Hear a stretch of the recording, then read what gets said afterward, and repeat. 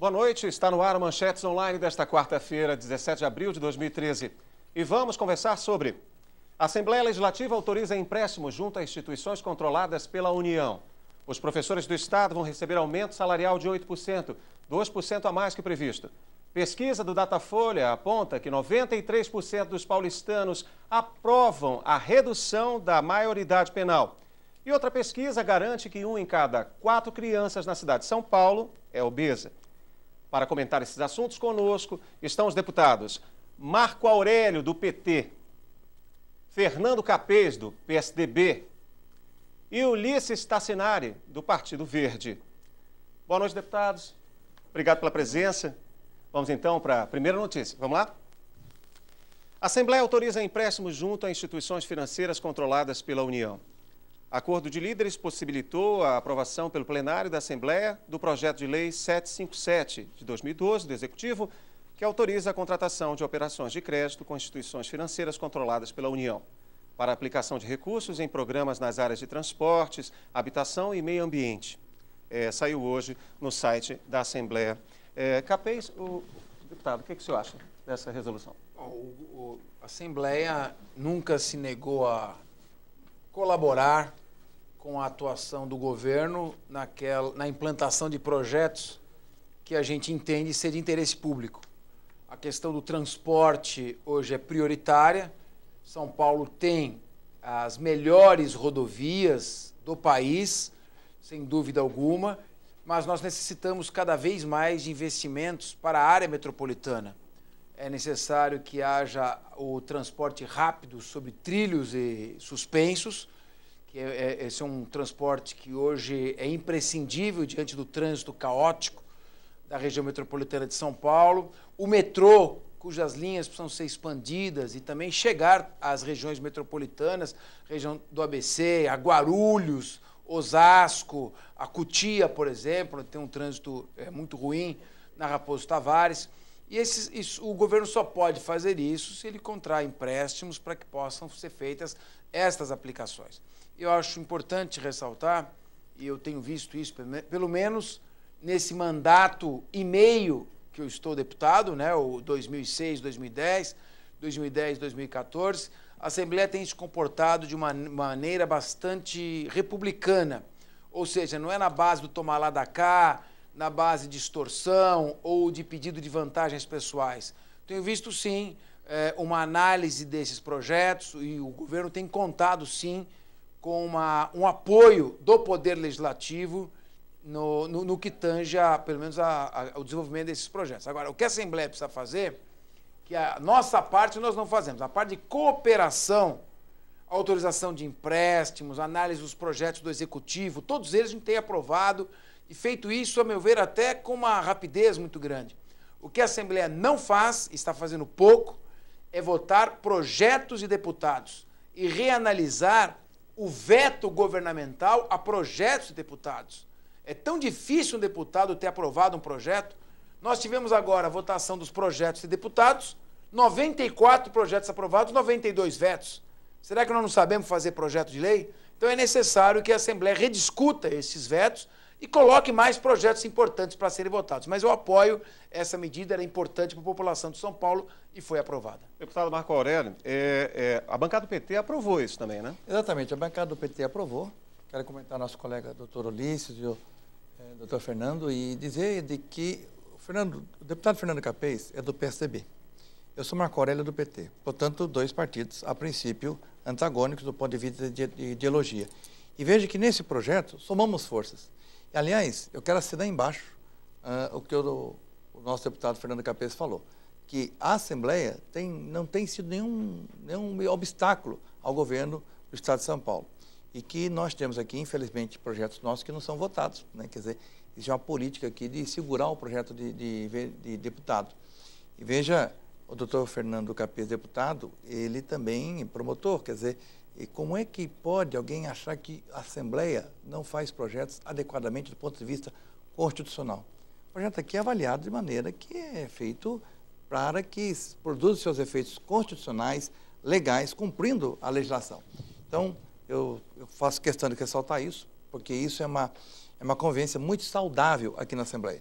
e a gente se respeita muito, isso é muito importante. Por isso que nós votamos favoravelmente, porque isso faz bem. Aliás, para a nossa região, tem um trecho dos contornos da Tamoios, que parte do empréstimo vai para lá, e tem também uma parte do empréstimo que vai para o trem São Paulo, Campinas, indo até Jundiaí. Então toda a região também vai ser beneficiada. Olha, eu queria só até fazer um comentário. Eu tive 2 projetos aprovados pela casa, muito importantes. Um deles obriga o torcedor no estádio de futebol a sentar no seu lugar numerado e, se ele desobedecer, ele paga uma multa equivalente ao dobro do ingresso. Estabelece uma série de outras medidas de segurança. E o recente projeto que foi aprovado pela casa estabelece sanções administrativas duras para quem aplicar maus tratos contra os animais. Os 2 projetos foram vetados não por serem inconstitucional, foram vetados por inconveniência. Eu não sei qual a inconveniência.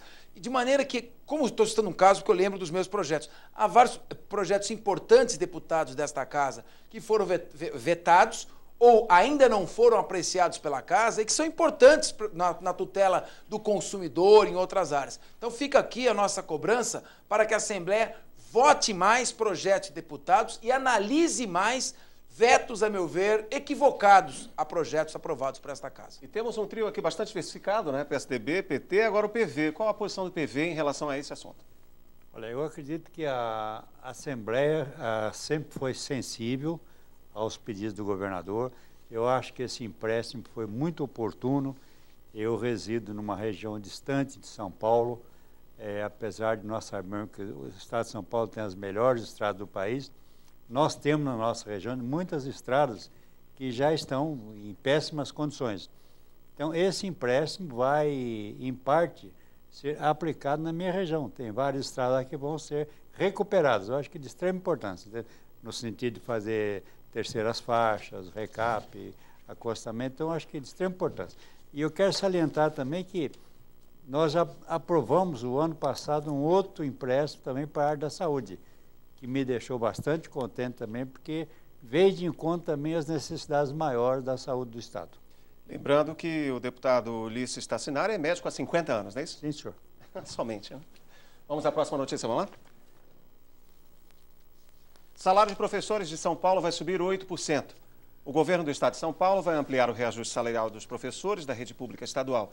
Docentes e servidores da educação terão aumento de 8% neste ano, em vez dos 6% previstos quando foram definidos reajustes para 4 anos em 2011.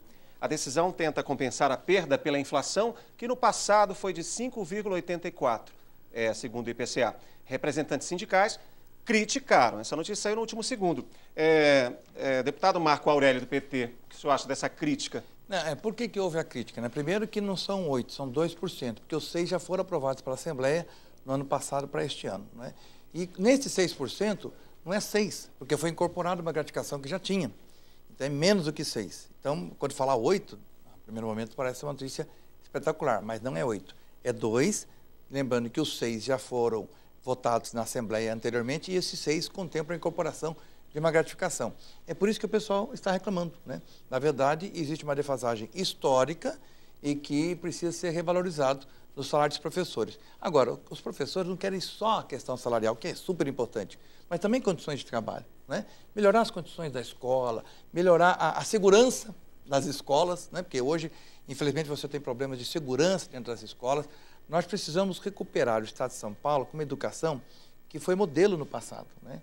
Porque quando eu falo antigamente, coisa de 15 anos atrás, o que significava você ser formado na escola pública? Significava o seguinte: você faz jus ao diploma. Porque quem não era competente tinha que ir para a escola privada, né? Agora não. Agora caiu as condições e aí as pessoas, quando apresentam um diploma de ensino médio público, ela tem uma certa dúvida se aquele diploma traz mesmo, confere ao aluno uma capacidade. Então, acho que nós temos que recuperar, valorizar os professores, porque eles têm sido heróis. Por isso que o pessoal tem a crítica. Deputado Ulisses Tassinari, 50 anos atrás, até mais, até 60, sua formação aí no colégio foi provavelmente público, não foi? Colégio público. Eu fiz desde o primário até a faculdade de escola pública. Mudou muita coisa, infelizmente, né? Sim, mudou. Inclusive, estava falando da valorização do professor. Eu me lembro que antigamente a profissão de professor era muito disputada, valorizada. nós costumávamos até chamar o marido de professora de chupim. Ele vivia às custas da professora, realmente. Olha que mudança. A professora sustentava a família. Mudou bastante. Então, foi havendo essa, vamos dizer, degradação progressiva. Então, chegou num ponto agora que fica difícil realmente você dar um aumento que satisfaça, que reponha toda essa defasagem histórica. Mas eu acredito que o governador tem manifestado boa vontade, procurado, se não chegar no ideal, pelo menos se aproximar do ideal e cada vez mais procurando compensar essa grande defasagem. Eu acho que isso já é um avanço, a gente tem que reconhecer essa boa vontade.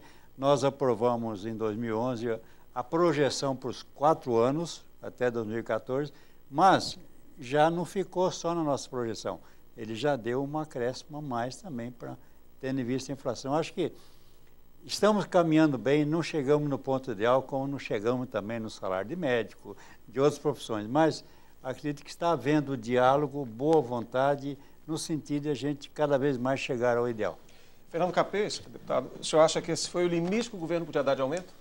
Eu quero aqui parabenizar o governador Geraldo Alckmin, eu quero parabenizá-lo. Ele tem sido, sem perder a responsabilidade fiscal, sem perder o compromisso que ele tem de seriedade, de fazer a coisa certa, de fazer a coisa correta do ponto de vista técnico, do ponto de vista ético, obedecendo o limite prudencial estabelecido pela lei de responsabilidade fiscal. Ele tem feito coisas muito importantes e significativas para o funcionalismo público.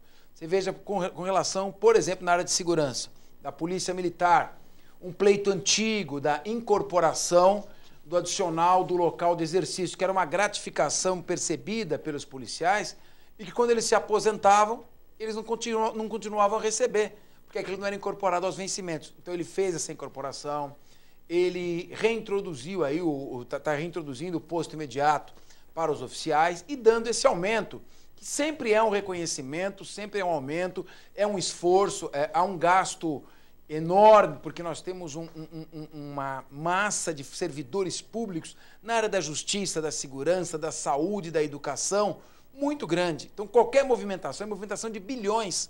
E é claro, ele tem que ter toda aquela prudência, porque ele está lidando com recursos do contribuinte, da sociedade, não dele. Então, acho que esse aumento de 8% foi um aumento que deve ser elogiado, está de parabéns, esse é o caminho e esse é o reconhecimento. Nós estamos vendo aqui um prefeito de 2 mandatos, prefeito Marco Aurélio, prefeito consagrado, reconhecido, fez um grande trabalho com responsabilidade. Qual é a função do prefeito, a importância da função de um prefeito? Nós temos um deputado que é médico, salva vidas, formado há 50 anos. Nós temos aqui um jornalista que comunica, denuncia, mantém a população informada. Tem um promotor que trabalha na área da justiça. Todos nós somos muito importantes. Mas se não tivesse o professor, não teria o promotor, não teria o prefeito, não teria o jornalista, não teria o médico. Por isso tem que ser reconhecido. Sem dúvida, uma consciência que tem que haver, né? Tem que ser resgatada. Vamos à próxima notícia, vamos lá.